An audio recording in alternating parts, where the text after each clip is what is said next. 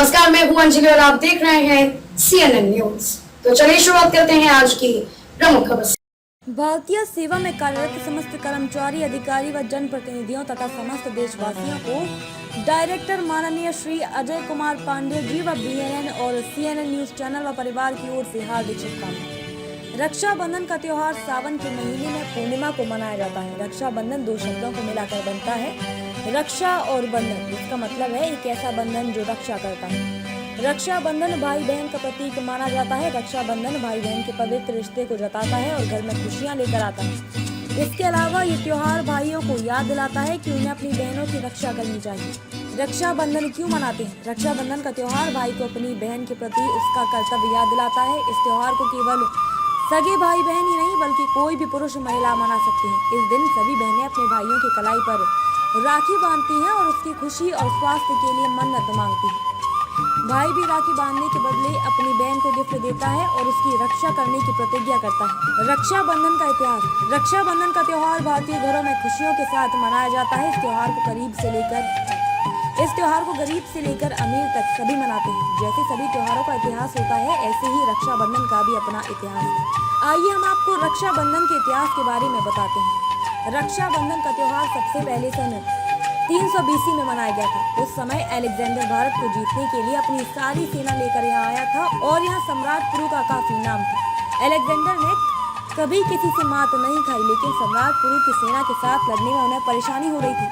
लेकिन जब अलेक्जेंडर की पत्नी को रक्षाबंधन के बारे में पता चला तो उसने सम्राट पुरु के लिए राखी भिजवाई। उनका राखी भिजवाने का मकसद ये था कि जिससे सम्राट पुरु उनके पति अलेक्जेंडर को जान से ना मार दे। इसलिए पुरु ने अलेक्जेंडर की पत्नी को भेजी हुई राखी का रिश्ता निभाया और अलेक्जेंडर को नहीं मारा। भविष्य पुराण के मुताबिक असुर राजा बाली ने देवताओं पर हमला किया था, तो उस समय देवताओं के राजा इंद्र को काफी क्षति पहुंची। इंद्र की पत्नी सची से ऐसी स्थिति देखी नहीं गई। फिर वह विष्णु जी के पास गई और उनसे समाधान मांगने लगी। तब विष्णु जी ने सची को एक धागा दिया और कहा कि वैसे धागे को अपनी पति की कलाई पर बांधे। ऐसा करने पर इंद्र के हाथों राजा बलि की पराजय हो गई। इसलिए पुराने जमाने में युद्ध में जाने से पहले सभी पत्नियां और बहनें अपने पति और भाइयों के हाथ में रक्षा का धागा बांधती थी। कृष्ण और द्रौपदी की कहानी। जब श्री कृष्ण ने शिशुपाल को मारा था तो उनके हाथ खून में सन गए थे। फिर द्रौपदी ने अपनी साड़ी का पल्लू फाड़कर कृष्ण जी के हाथ में बांध दिया था, जिसके बदले श्री कृष्ण ने द्रौपदी को मुसीबत के समय सहायता करने का वचन दिया था। महाभारत में राखी। माना जाता है कि जब युधिष्ठिर ने कृष्ण जी से पूछा कि वह सारे संकटों को कैसे पार कर सकता है, तो कृष्ण जी ने उन्हें रक्षाबंधन का त्योहार बनाने की सलाह दी। संतोषी माँ की कहानी। गणेश जी के दोनों पुत्रों को कोई बहन नहीं थी, इसलिए उन्होंने अपने पिता से जिद की कि उन्हें भी एक बहन चाहिए।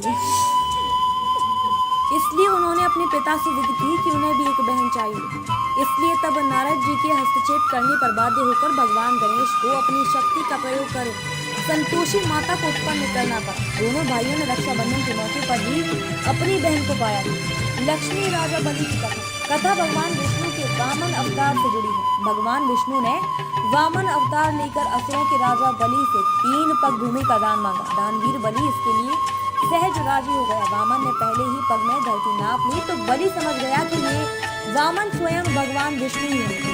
बलि ने विनय से भगवान विष्णु को प्रणाम किया और अगला पग रखने के लिए अपने शीश को प्रस्तुत किया।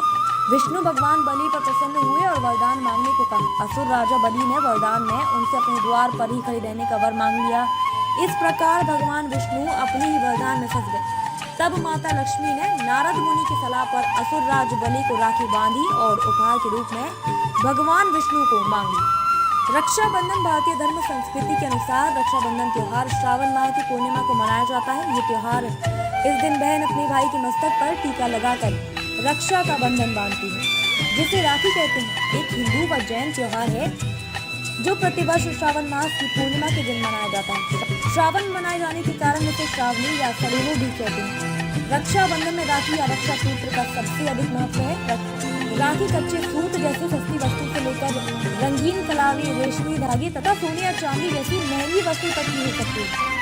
रक्षाबंधन भाई बहन के रिश्ते का प्रसिद्ध त्योहार है। रक्षा का मतलब सुरक्षा और बंधन का मतलब बाध्य है। रक्षाबंधन के दिन बहनें भगवान से अपने भाइयों की तरक्की के लिए भगवान से प्रार्थना करती हैं। राखी सामान्यतः बहनें भाई को बांधती हैं, परंतु ब्राह्मणों, गुरु और परिवार में छोटी लड़कियों द्वारा सम्मानित संबंधियों भी बांधी जाती है। कभी कभी सार्वजनिक रूप से किसी नेता या प्रतिष्ठित व्यक्ति को भी राखी बांधी जाती है। रक्षाबंधन के दिन बाजार में कई सारे उपहार बिकते हैं। उपहार और नए कपड़े खरीदने के लिए बाजार में लोगों की सुबह से शाम तक भीड़ होती है। घर में मेहमानों का आना जाना लगा रहता है।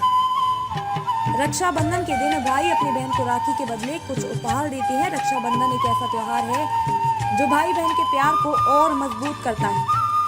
इस त्योहार के दिन सभी परिवार एक हो जाते हैं और राखी, उपहार और मिठाई देकर अपना प्यार साझा करते हैं। हिंदुस्तान में राष्ट्रीय स्वयंसेवक संघ के पुरुष सदस्य परस्पर भाईचारे के लिए एक दूसरे को भगवा रंग की राखी बांधते हैं। हिंदू धर्म के सभी धार्मिक अनुष्ठानों में रक्षा सूत्र बांधते समय कर्मकांडी पंडित या आचार्य संस्कृत में एक श्लोक का उच्चारण करते हैं, जिसमें रक्षाबंधन का संबंध राजा बलि से स्पष्ट रूप से दृष्टिगोचर होता है।